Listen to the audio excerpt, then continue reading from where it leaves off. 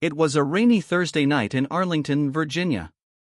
The sky hung low like a judgment, swollen with dark clouds that spat steady sheets of rain onto the glistening streets. Danielle Carter, a 34-year-old FBI agent, adjusted the windshield wipers of her black Chevrolet Malibu as she turned onto Glenridge Avenue. The road cut through a well-to-do neighborhood of manicured hedges, luxury sedans, and pale-bricked colonial houses. She wasn't supposed to be here. Not by suburban standards.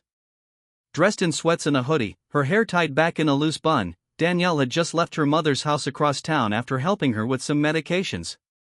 Her badge and sidearm were in the glove compartment, as per regulation when off duty. She was mentally replaying a tough phone call from earlier. Her little brother James, a civil rights attorney, had just gotten threats again over a controversial lawsuit. Her mind was heavy, her heart tired. She didn't notice the blue and red lights behind her until they flashed like lightning in the rearview mirror. She pulled over calmly, habitually. Her hand was already on the glove box when two white officers emerged from the cruiser behind her, their posture tense, aggressive, their hands near their belts. One of them, tall and broad-shouldered, banged his flashlight against her driver's side window. "Roll it down, now." Danielle did as she was told, her voice steady but firm. "Evening, officers. What's the issue?" The first officer peered in. His badge read Laramie. His blue eyes narrowed. "Step out of the vehicle." Danielle frowned. "Can I ask why?" The second officer, slightly younger and quieter, stood on the passenger side, peering into the back seat. His name tag read Collins. "We got a report of a stolen vehicle matching this description," Laramie barked. "Now step out, or I'll help you out." Danielle's brow furrowed. "This car is registered to me. If you'll let me." Laramie cut her off. "I said out." Danielle sighed and opened the door. Rain dripped from her hood as she stepped into the cold night air. Her skin glistened with droplets, but it was the ice in the officer's voice that made her shiver. "Turn around. Hands on the vehicle." "What?" she asked, startled. He was already moving. "You're being detained." Before she could even say the words FBI agent, Laramie grabbed her wrist and twisted it behind her back. The shock of cold steel against her skin made her gasp. Collins hesitated but didn't intervene. They cuffed her on the side of the road like she was a criminal. The humiliation cut deeper than the rain. "I'm a federal agent," she finally snapped. "My credentials are in the glove compartment. Left side. Badge number 4427860C. Laramie scoffed. "Yeah? And I'm the president." Collins shifted uncomfortably. "Mark, maybe we should check." "Stay out of it," Laramie growled. Danielle stood there, soaking wet, wrists bound behind her, as drivers slowed to rubberneck. The headlights painted her in yellow in shame. Her heart pounded, not in fear, but fury. 10 minutes later, a third cruiser arrived. The supervising officer, a Latina woman in her 40s, stepped out and immediately recognized Danielle. "Agent Carter?" Danielle raised her hands. "Nice of you to show up." The woman rushed over, barking orders. The cuffs came off, but not the sting. Laramie looked stunned, muttering something about miscommunication. Collins refused to meet her eyes. Danielle didn't say a word. She just stood in the rain, breathing hard, her fists clenched. Later that night, she sat on the edge of her bathtub in her small D.C. apartment. The lights were off. The only sound was the rain tapping against the windows. She stared at the red marks on her wrists. Was this what her grandmother Eloise had warned her about? That no matter how high you climb, how clean your record is, you'll always be seen as a threat in certain eyes. Her phone buzzed. "James, call me. I saw a clip on Twitter." "Was that you?" She didn't answer. Instead, she walked to the kitchen, opened a bottle of red wine, and poured herself a glass with shaking hands. Then she pulled her laptop from her bag. She typed in the precinct ID she remembered from Laramie's badge. If they thought this would end on the side of Glenridge Avenue, they were wrong. This was just the beginning. Danielle sat in silence, staring at the precinct's homepage on her laptop. Her fingers hovered over the keyboard like they were preparing for war. Her instincts had gone into overdrive. Years in the FBI taught her how to read patterns. Something about Laramie's behavior wasn't just reckless. It was trained, conditioned, reinforced. She wasn't going to file a complaint like some rookie. No, Danielle Carter was a tactician. And this wasn't just about her anymore. She opened a secure bureau database and began digging. Officer Mark Laramie. Age 38. Arlington Police Department. 12-year veteran. Commendations, 7. Disciplinary actions, 0. Her brow furrowed. 0? She'd seen his type before: hot-tempered, smug, and reckless. But that spotless record didn't match his energy. That meant one thing: someone had been cleaning up behind him. She typed again. Officer Shane Collins. Age 31. Joined 4 years ago. Transferred from Richmond. No commendations. No complaints. Nothing. The perfect silent shadow. Her gut twisted. Just then, a knock at her door broke her concentration. She froze. Another knock, firmer this time. Danielle grabbed her Glock from the lockbox, kept it behind her hip, and peeked through the peephole. It was Victor Sandoval, her bureau partner. Late 30s, Puerto Rican, solid build with sharp eyes that missed nothing. He looked worried. She opened the door. "Jesus, Carter," he muttered, stepping in. "You didn't pick up my texts." "I saw the footage." Danielle stayed silent. Victor looked around, spotting the open files and precinct records on her laptop. "Tell me you're not doing what I think you're doing." "I'm not sitting on my ass, if that's what you're asking." Victor closed the door behind him. "You know how this works. You go through internal affairs, you file. I'm not trusting this to the system, Vic." Her voice was calm, but sharp. "The system already let him lay hands on me." Victor exhaled through his nose. "And what's your plan? Go vigilante on a precinct with a history of cover-ups?" Danielle turned the screen to him. "Look at this. Laramie's got 7 commendations but no public record of a complaint.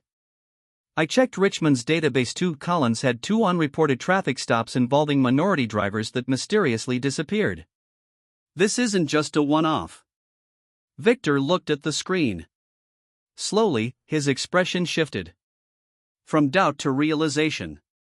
"You think there's a pattern?" "I know there is." He sat down beside her, rubbing his temple. "Danielle, if we do this, we could lose our badges." "Then I guess we better be right." 2 days later, Danielle drove to the house of the last known complaint against Laramie, a young black man named Terrence Boyd. The complaint had been labeled unfounded, but Danielle found the report buried in a 2019 internal memo. Terrence lived in a modest apartment near Howard University. When he opened the door and saw her badge, his expression changed, from fear to recognition. "I know you," he said. "You're the one they cuffed last week. I saw it on Instagram." Danielle gave a faint nod. "I'm not here as FBI. I'm here as someone who understands." Terrence hesitated, then let her in. He told her everything. He was 19 when Laramie pulled him over. Claimed his taillight was out. Ordered him out of the car. When Terrence asked why, he was thrown against the hood and searched. No drugs. No weapon. No citation. Just shame. And silence. He filed a report. A week later, he got a parking ticket that seemed retaliatory. Then his part-time campus job mysteriously ended. "They made me feel like I was the criminal," Terrence said. "Like I didn't matter." Danielle recorded his statement. She left his apartment with a pit in her stomach. This wasn't isolated. This was systemic. Back in her office the next morning, Danielle walked into a briefing room and was met with whispers. Eyes darted toward her and quickly looked away. Someone had leaked her incident report. She knew it wasn't from her side. Her supervisor, Deputy Director Pamela Graves, called her in by noon. "Danielle," Graves began, voice smooth but cool. "I reviewed the video. I know you've been doing your own digging. But I'm advising you to stand down." Danielle raised an eyebrow. "Why?" "We're handling it internally. We're not in the business of turning law enforcement against law enforcement." Danielle blinked slowly. "So I'm supposed to let it go? Pretend the badge justifies what they did?" Graves didn't flinch. "I'm telling you, as someone who cares about your future. Choose your battles." Danielle stood up. "I already have." That night, she called her brother. James answered on the first ring. "I've been waiting for you to say something." She took a deep breath. "I have statements. Names. I'm building a file. But if I go public..." "You won't be alone," James said firmly. "You go in as a federal agent, and I'll go in as your legal shield." Danielle smiled for the first time in days. "You sure you're ready for this fight?" "I was born for it."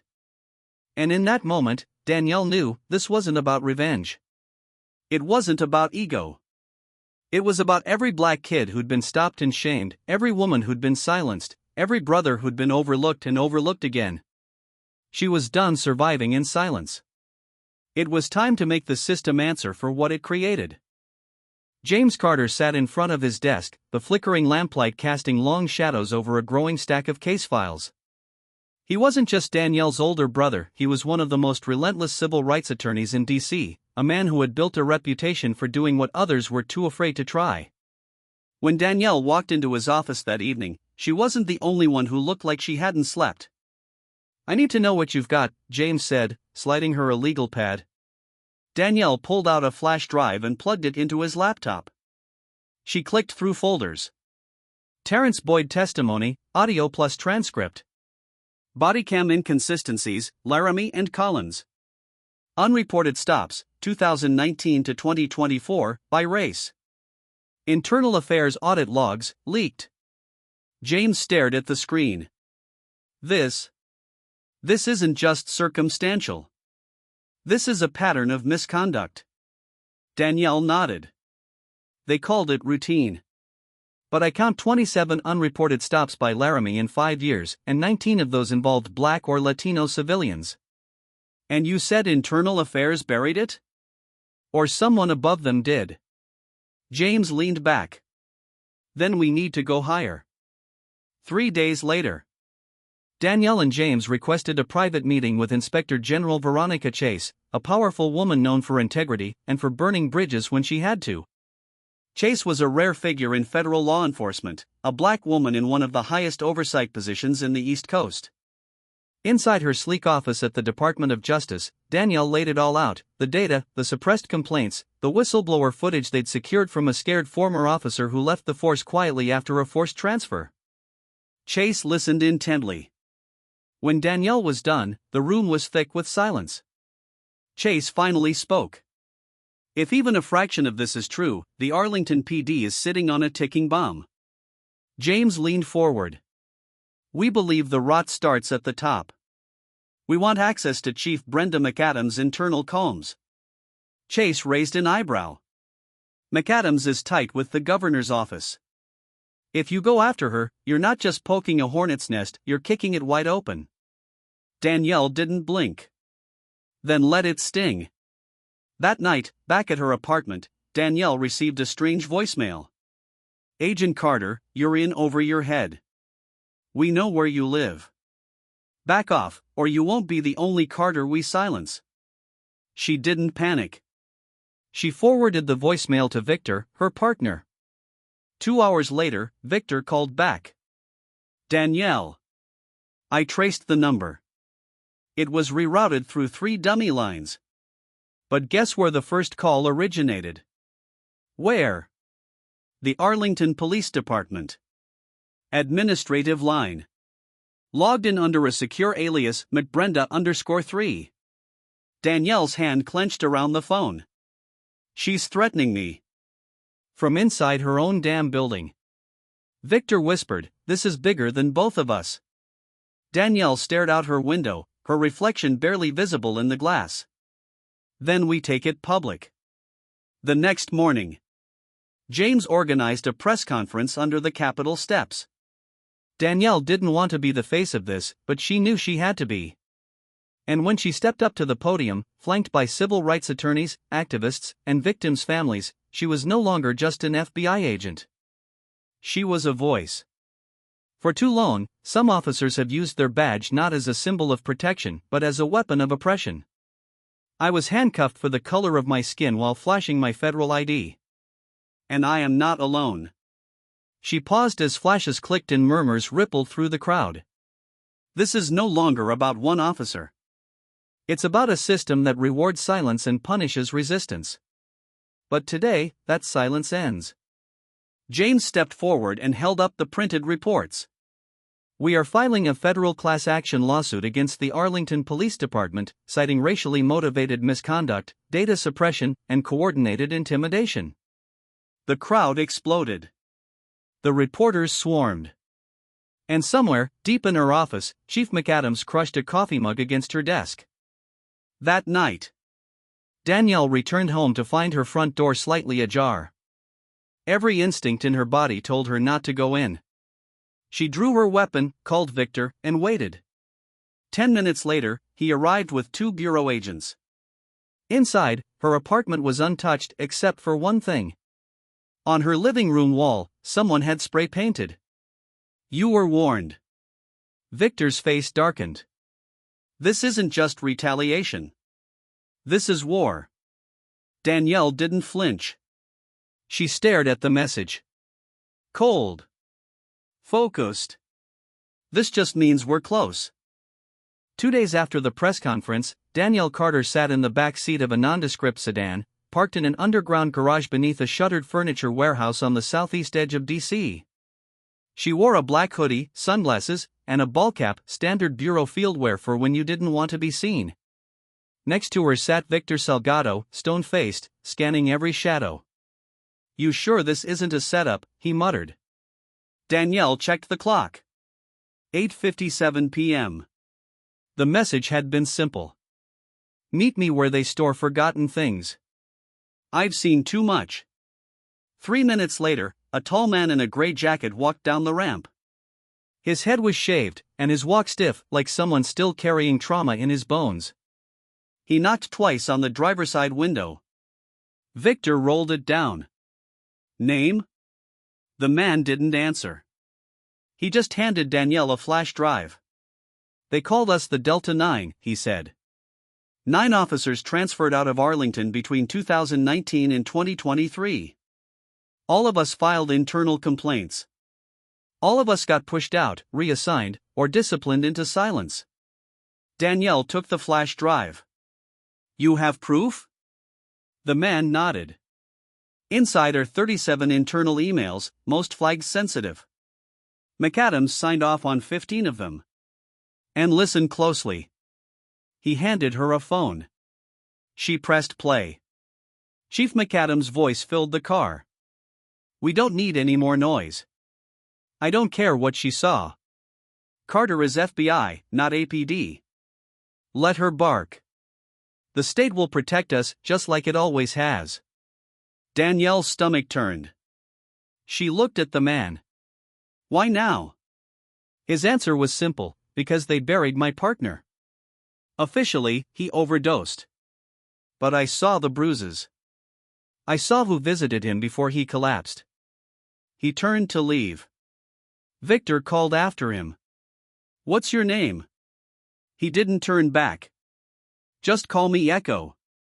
Meanwhile, across town, James Carter sat with one of his closest contacts in the city government, State Senator Linda Marquez, a longtime advocate for police accountability.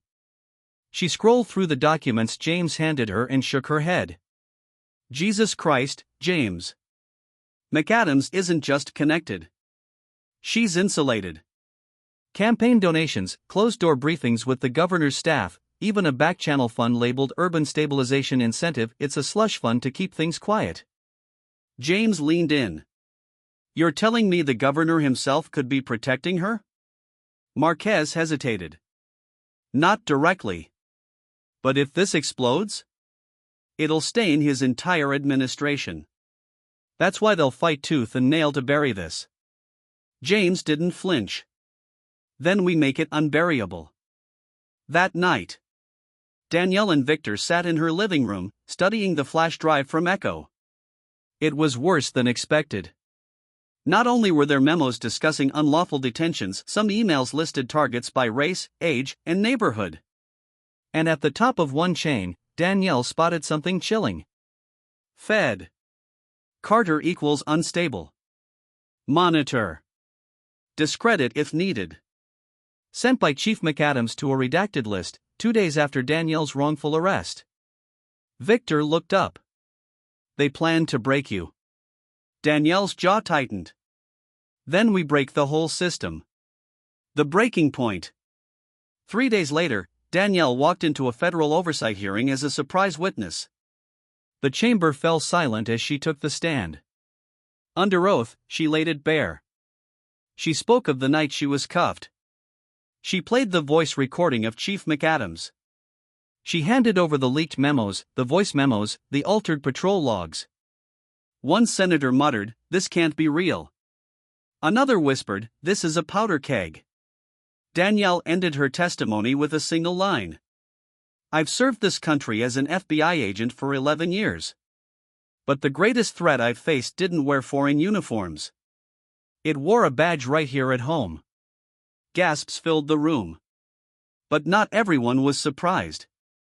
In a corner seat near the back, Chief McAdams sat stone still, face cold as steel. She stood, buttoned her jacket, and whispered to her aide.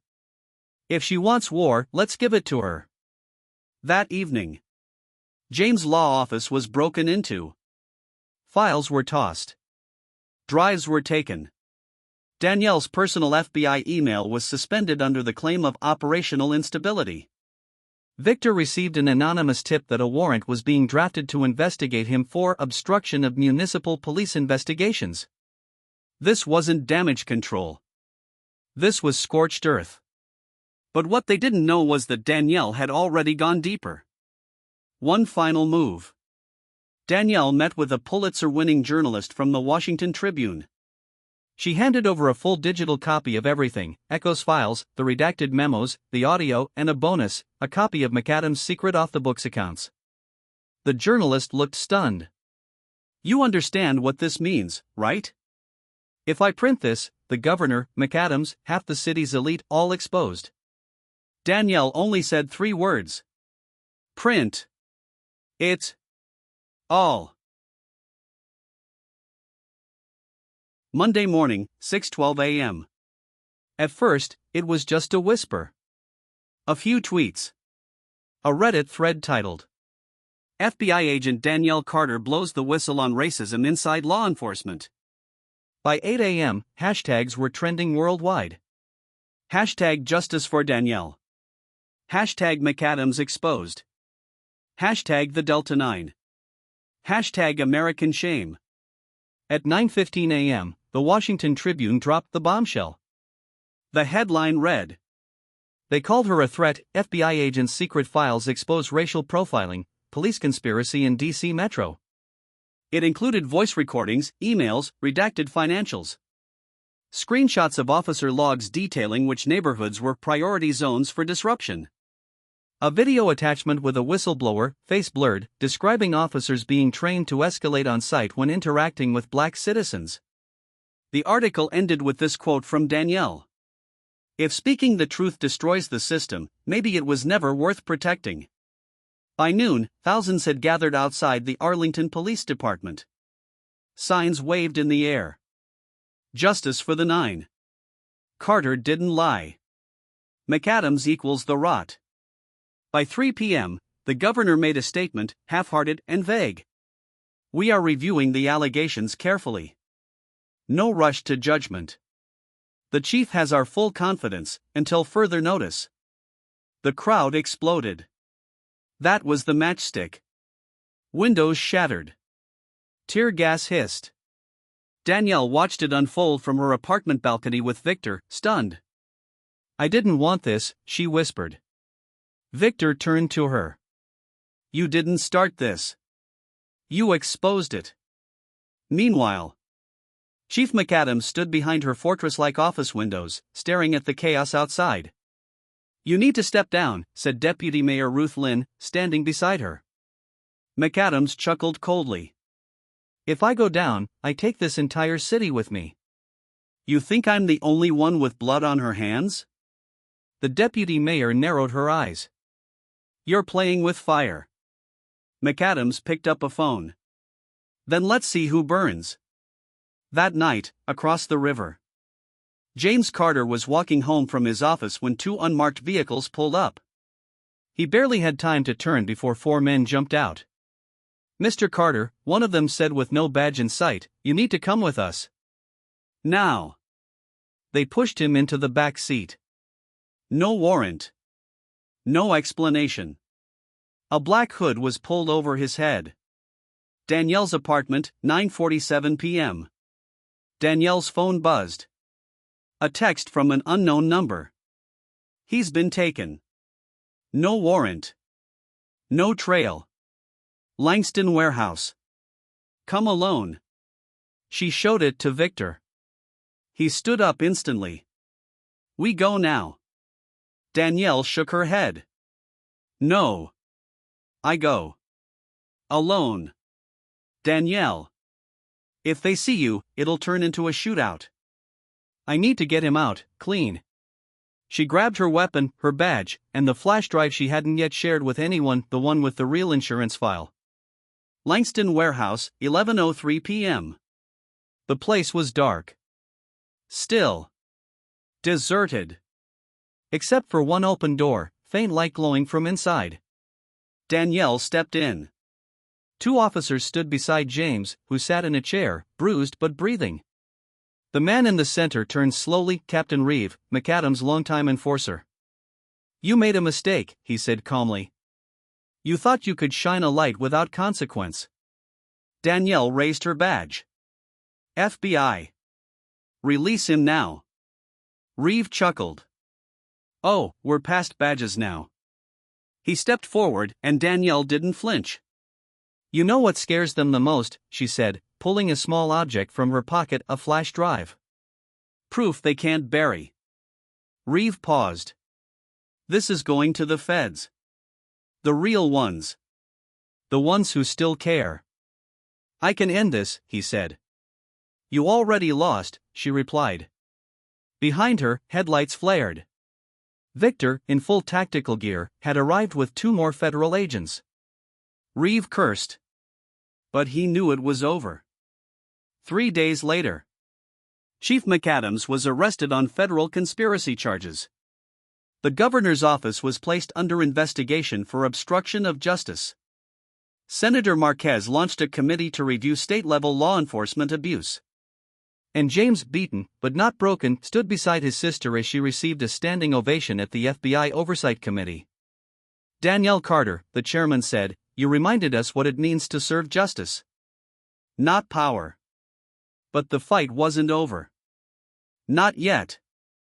The Delta 9 were still in hiding. Echo had gone dark. And the system, though cracked, was far from shattered. Danielle looked at the city skyline, fires now extinguished, smoke slowly clearing. She turned to Victor and said, "They think this is the end. But it's just the reckoning." 1 week later, Washington, D.C. The city hadn't slept. After the arrests, resignations, and shockwaves from Danielle's revelations, every network had turned their cameras toward her. But instead of embracing fame, she vanished from the public eye. She knew the next move had to be strategic because the most powerful hand hadn't shown itself yet. Behind McAdams, behind Reeve, behind even the governor, was something older. Deeper. Invisible. A system protected by silence. Funded by secrets. Held together by the illusion of justice. It had a name, Project Harrow. And Danielle had just found its heart.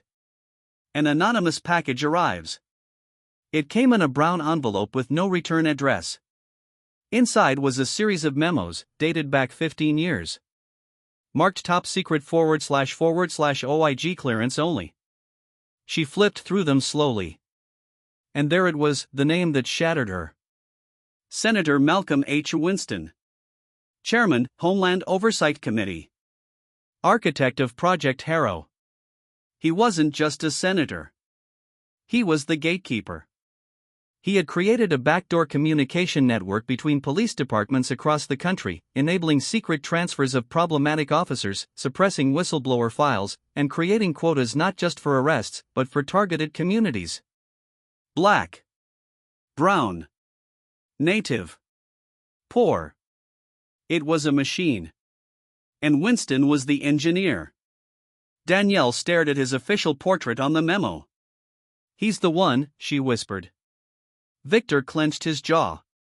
"Then it's time to bring it down." 2 days later, Federal Hearing Room, Capitol Building. It was standing room only. Press from around the world filled every inch of space. Senator Winston sat at the head of the long table, calm and calculating. His gray suit crisp. His smirk faint. "Agent Carter," he said into the microphone, "you've accused brave public servants of conspiracy and corruption. On what basis?" Danielle stood, holding the flash drive in her hand. "I'm not here to accuse, Senator. I'm here to prove." She handed the drive to the lead investigator. Screens illuminated across the room. Surveillance footage. Officer chat logs using slurs. Secret email threads showing payment routing. Lists of transferred officers, all with prior civil rights violations. Memos signed by Winston himself. Harassment quotas must remain confidential. The room fell silent. Winston's face twitched, ever so slightly. Then, from the back, a voice shouted. "You sold us out, Winston. You let them die. She's braver than any of you." 30 minutes later, breaking news. FBI agents surrounded the Capitol steps. Winston stood slowly, shaking, and turned to Danielle. "You have no idea what you've done." Danielle stepped forward, calm. "You're right. I have no idea how many lives you've ruined. But I know one thing." She leaned in. "It ends with you." Winston was escorted out, handcuffed, disgraced, his legacy burning on live television. The aftermath. The Senate launched the largest internal investigation in modern history. Over 213 officers across 11 states were suspended or charged. Project Harrow was officially disbanded. Dozens of wrongfully imprisoned black men and women were released. Danielle was offered promotions, medals, even political endorsements. She turned them all down. Instead, she founded the Carter Foundation, aimed at protecting whistleblowers, rebuilding trust between communities and law enforcement, and creating transparency protocols across departments. 1 year later, Quiet Park in D.C. Danielle sat on a bench, watching kids play. Victor walked up with 2 coffees. "You think they'll remember?" he asked. Danielle nodded. "Not my name. Not the headlines. But the feeling. That someone finally said, enough." Victor smiled. "That's worth more than any medal." She sipped her coffee, eyes locked on the horizon. Because the system hadn't collapsed. But it cracked. And light got in. And maybe, just maybe, that was how revolutions truly began.